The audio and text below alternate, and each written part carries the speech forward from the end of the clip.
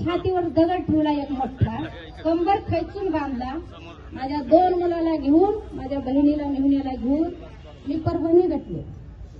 आले तिथून म्हणले परभणीमध्ये बॉडी आहे. तिथून बोलायला लागले औरंगाबादला बॉडी आहे. कुठं जायचं कसं जायचं मला काय सुधरत नव्हतं साहेब. मग मी आले आयजी साहेबाला भेटलो. आम्ही इथं ते गोरभण म्हणून आम्हाला नाव माहिती नव्हतं, पुन्हा नंतर माहिती झालं. त्याने म्हणले या आयजी साहेबाला भेटा. तिथं गेलो, आयजी साहेबाला भेटलो. आयजी साहेब म्हणले तुम्ही सोमनाथची मम्मी का? हो सर. आणि तुमच्या मुलाला आम्ही हात लावला नाही, बोट लावला नाही. तुमच्या मुलाला अटॅक आलाय, तुमचा मुलगा मरण पाहिला.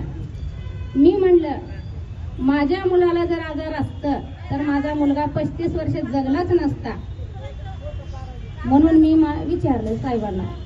मी म्हणलं मला माझ्या मुलाला कधीच इंजेक्शन नव्हतं, गोळी नव्हतं, कसलं कुठल्याच माझ्या लेकराला आजार नव्हता. मला सगळं माहित आहे साहेब.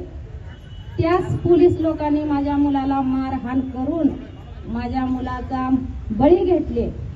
आणि म्हणून त्या साहेबांचा अधिकार होता. 5 दिवस त्यांनी कोठडीमध्ये बंद करून ठेवले. त्यांचा अधिकार होता. आई असेल, भाऊ असेल, ह्या परभणी गावात माझे नातेवाईक भाऊ बंद असतील म्हणून त्यांनी कळवायचं काम होतं. मला नाही तर नाही, परभणीच्या सहित लोकांना कोणाला कळू दिलं नाही.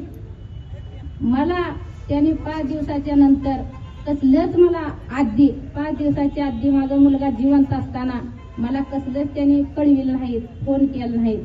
माझा मुलगा मेल्यानंतर पोलीस लोकांना माझा नंबर कसा भेटला? कुणी दिला त्यांना नंबर माझा?